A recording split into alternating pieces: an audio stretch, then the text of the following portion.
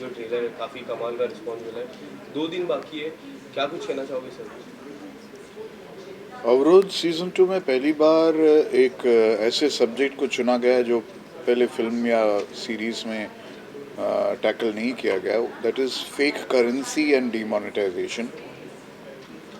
जैसे अवरोध सीजन 1 में उरी अटैक्स पे था, अवरोध सीजन 2 एक और कंटेम्प्रेरी कॉन्सेप्ट पे है। और मुझे लगता है कि लोगों को इसमें बहुत दिलचस्पी होगी क्योंकि वो जानना चाहेंगे कि ये डीमोनेटाइजेशन कहाँ से आया, what was the root, what was the cause of it. And what do you want to say about your role, कुछ बताना चाहेंगे? कैरेक्टर के बारे में क्या? अवरोध सीजन 1 में मेरा जो गवर्नमेंट सेक्रेटरी का ऑफिशियल का कैरेक्टर था, उसी कैरेक्टर को हम रिप्राइज कर रहे हैं सीजन 2 में।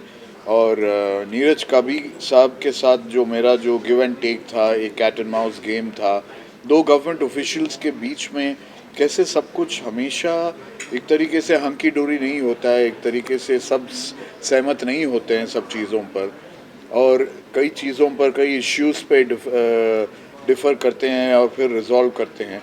तो वो जो है वो गिव एंड टेक जो है वो अब भी कायम है सीज़न 2 में।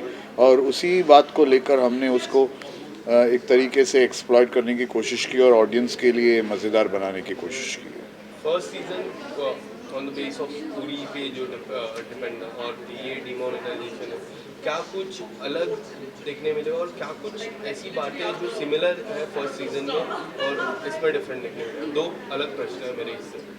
नहीं, सिमिलर वही है कि जो इन्वेस्टिगेटिव एजेंसी है, ऑफिस गवर्नमेंट ऑफिसर्स है और प्राइम मिनिस्टर है, वो तीन कॉमन हैं।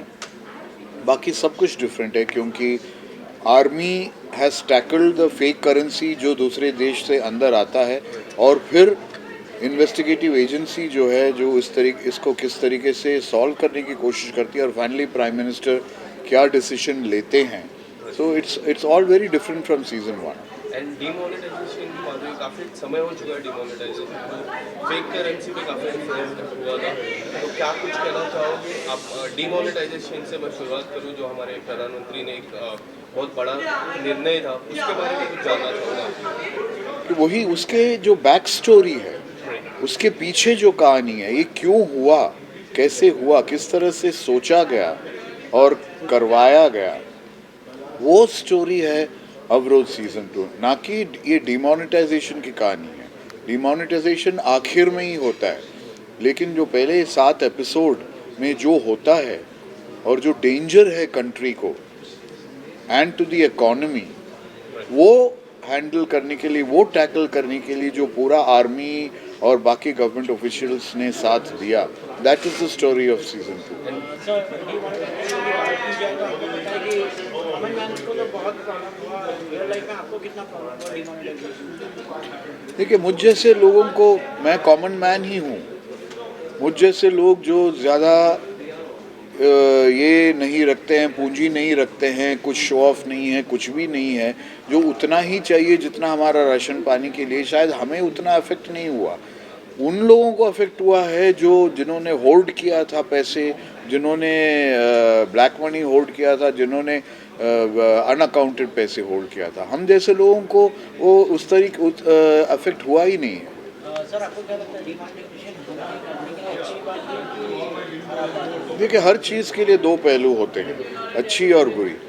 जब भी आप कुछ करोगे, एक तरफ से किसी को बुरा लगेगा, एक तरफ से किसी को अच्छा लगेगा, लेकिन अगर उसका benefits in the long run ज़्यादा होता है तो उस चीज़ को हमें देखना चाहिए।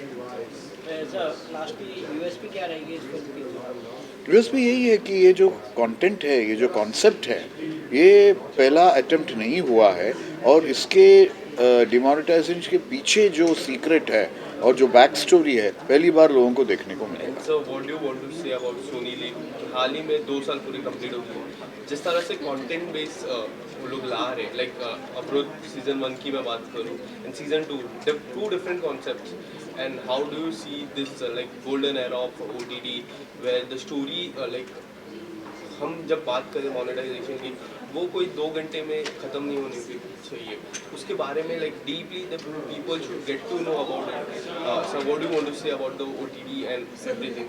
कि मैं तो मैं तो यही कहूँगा कि देखिए मैंने अब तक सिर्फ 3 वेब सीरीज़ किए हैं, अवरोध सीज़न 1, स्कैम और अवरोध सीज़न 2, और तीनों सोनी लिव पे ही हैं।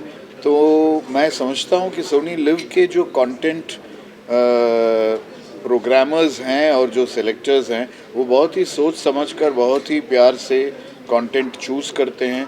और हमारे जो प्रोड्यूसर्स हैं अपलॉज एंटरटेनमेंट, समीर नायर साहब तो कई सालों से इस फील्ड में हैं और उन्हें एक्सपीरियंस है, और जब वो कंटेंट दिखते हैं कि उन्हें पता है कि क्या चलेगी क्या नहीं चलेगी, क्या सही है क्या नहीं है।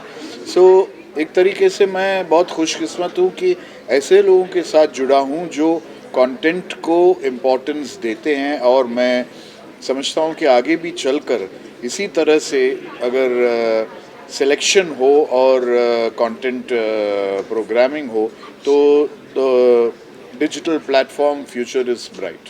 And sir, Scam also was associated with Applause, and now Approach. Tell us about your experience working with them. देखिए समीर नायर साहब के साथ मेरा बहुत बहुत पुराना संबंध है। जब वो स्टार टीवी पे हेड थे और उस वक्त मैं 3 शोज़ कर रहा था स्टार के लिए, तब से लेके अब तक एक बहुत लंबा सफ़र रहा है। और इस इंडस्ट्री में बहुत कम ऐसे रिलेशनशिप्स होते हैं जो लंबे सफ़र तक चलते हैं, और समीर नायर के साथ वही रहा है। स्टार से लेके अपलॉज तक it has been a very rewarding journey. Okay, sir. So 2 days left. A small message to your fans. So, if you're looking for a new concept, if you're looking for an exciting new edge of the seat thrilling drama, Avrodh season 2 is going to give a surprise. Thank you, sir.